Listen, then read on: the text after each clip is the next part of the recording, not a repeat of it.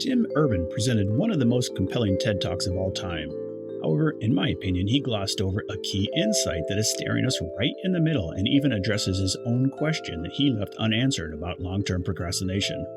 I think it's potentially life-changing, and I hope you do too. Hello, my name is Bryce Kramer, and you are listening to MesoConnect. This is my project where I explore what happens right in front of us, yet we always seem to miss it. You've heard the expression, the answer usually lies somewhere in the middle, but why is that answer so elusive? Thank you for listening, and I'm so happy you're here. The famous internet blogger and co-founder of the site Wait But Why, Tim Urban, has rightfully built up quite a following. In 2016, Tim gave the now famous TED Talk titled Inside the Mind of a Master Procrastinator. The video is number 4 on TED Talk's list of top 25 videos of all time, and as of today, it has over 53 million views. One reason it's so popular is because he simplifies such a universal topic, namely procrastination, yet he does it with childlike humor. It's fantastic. If you have not seen it or seen it recently, you should hit pause right now and go watch it. But please come right back because he glossed over a key part that I feel is a tremendous insight, and I want to share it with you. I'm not going to represent Tim's content, but let me recap the relevant parts for this topic. He presents 2 main characters, the instant gratification monkey and the rational decision maker. If you didn't take my advice to watch his video, the names of these 2 characters are pretty self-explanatory as their roles regarding procrastination. However, this video is not about procrastination.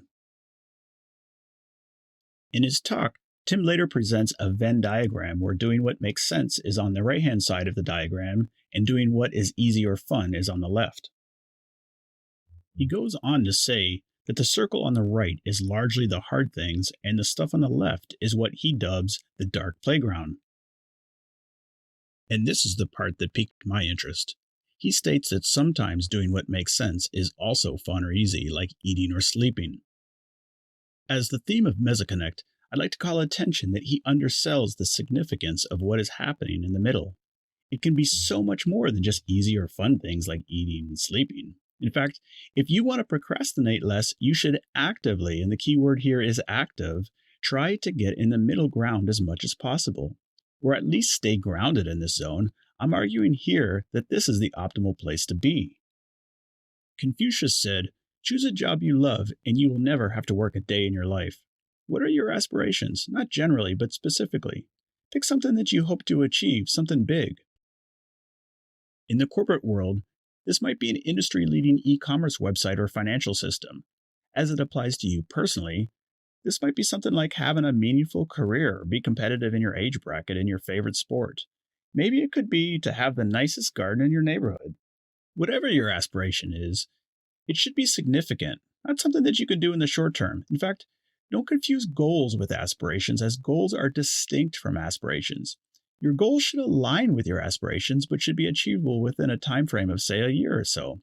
However, your aspiration should be something that is unlikely that you could ever declare as done. Take Elon Musk's aspiration for SpaceX to achieve repeatable and scalable interplanetary space travel. He has goals to launch rockets, but that is only in support of his broader aspiration. Be clear about the difference between goals and aspirations. I'll definitely go more into this topic in a further discussion as there's a lot to talk about just on this, of goals and aspirations. But let's get back on topic about long-term procrastination. Say a woman named Jody is an avid gardener and 1 month she wins her Neighborhood Yard of the Month award. Obviously, she'd be really pleased about that. But do you think she calls it quits at that point and then lets her yard get overgrown? Of course she wouldn't do that. Because her aspiration is to maintain a really nice yard season after season since it brings her joy. Using the corporate example, a best-in-class customer website is a continual aspiration, meaning you can't simply rest on your laurels and call it done. Surely there will be individual projects, but technology never stands still, and neither do your customers. So if you want a best-in-class website, you must continuously adapt to your customers and current technologies. That work is never done. Aspirations require something to change. Nobody ever said, "What I hope to achieve in life is nothing at all." So if you want to change something, hopefully for the better, you want to make it worthwhile. Otherwise, why bother, right? So now this gets to the core of the topic today. This change means it is going to take some time, and you need to find some aspect of that aspiration that is both easy or fun and makes sense if you want to successfully spend a bunch of time on it. The essence of what it is that you want to do needs to fall into that zone. If it does not, you inevitably will lose motivation, as that is our inescapable human nature. As a result, you likely will never realize the full vision of what you hope to achieve at the beginning. All that said, nothing in life is ever just easy or fun. There are a lot of hard things to do, especially if what we are talking about is tied to a large aspiration. So the idea is to find your core aspiration, then take a deeper look into that and identify all the related activities around that aspiration. It's easy to find all the easy or fun activities, but you also should identify all the hard things to go along with that. Once you do this, then suddenly all the related hard things have more meaning. The hard things are directly tied back to your overarching aspiration. This is what gives you the motivation to keep going when inevitably you run into some bumps on the road. This is true for you as an individual or as a multinational company. The motivation can't just be about a paycheck because money comes and goes. But our aspirations, if bought into, will persist even on the toughest days. The key here, however, is all these hard things need to be aligned. Think of the Olympic athlete running in the finals of the 100-meter sprint. Sure, what a rush. 10 seconds and it's over. The aspiration to win gold and be the fastest runner in the world is easy to understand. But what we don't see is when the athlete is standing on the podium, but we all know to be true, is how much hard work that athlete put in during the prior weeks, months, and years. Everything that athlete did has to be perfectly aligned even to simply qualify for the Olympic 100 meters, much less win. This alignment is the key piece. Using the example of the Olympic athlete is very simple and easy to understand. Who doesn't want to win Olympic gold? Probably most of us have daydreamed of such a similar thing when we were young. However, as life goes on, we all continue to develop our personal aspirations. If you are a company, what is the aspiration for that big change that motivates your whole team and keeps you going when things get hard? What is your aspiration, and how do you remain aligned with all the things that you are working towards? So, what happens when our own aspirations are not necessarily easy or fun? Usually, what happens next is our life continues to get filled with many things, many of which are obviously going to be hard. If our daily activities that we are working on are not aligned to any particular aspiration, or worse, our aspiration itself is not fulfilling, then just about everything else feels like hard work. There's nothing fun about that. When this happens, it becomes easier to lose motivation and wander into the dark playground because we ourselves are not buying into our own aspirations. Or if you are working on a team, your teammates' activities are not always pulling in the same direction. Or worse, sometimes some of the activities start to stray and may even become counterproductive. Then it becomes much easier to wander into the dark playground, and before you know it, precious time is lost. I'd say this is where Tim's notion about the source of short-term procrastination really rings true. But let's get back to what good looks like. When we are clear what our aspiration is and we are motivated to work on the correct hard things, it gets easier to stay focused on what is truly important. However, life is never that easy, is it?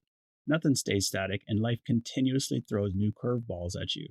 I can attest to that because if you look at my daily task list, I don't think I've ever written the perfect to-do list. Sometimes those curveballs are distractions, and a lot of times those curveballs make sense. How do you prioritize yourself? Also, keep in mind that some of those curveballs are actually new opportunities that are worth pursuing, and maybe you should not simply just pass those up. If you have new worthy opportunities because they are aligned with your aspiration, then it makes sense to expand your zone to incorporate those.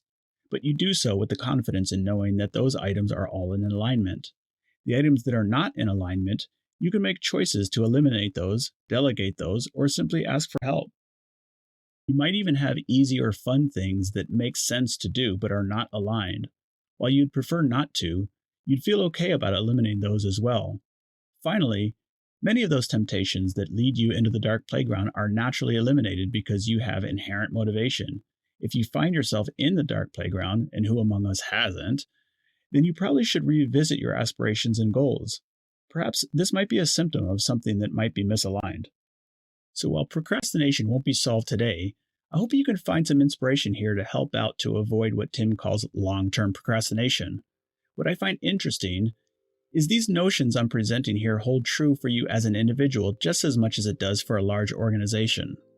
So, in conclusion, I said at the beginning what I find interesting about my journey with MesoConnect is how often we find new insights right smack in the middle of the things that are already right in front of us. Tim's TED Talk is another example of this pattern, and I keep finding more the more I look. Many may trivialize these insights, but I implore you not to do so. The things that are right in front of us are often the hardest things to see. My journey into MesoConnect is just the beginning, and I apologize if my efforts here are a little rough around the edges. You can find more topics at mesoconnect.com. Please join me and let me know what I missed. I hope you enjoyed the thoughts here today, and please go to the website and join the mailing list so you can stay current on any future episodes and articles. Thanks for watching.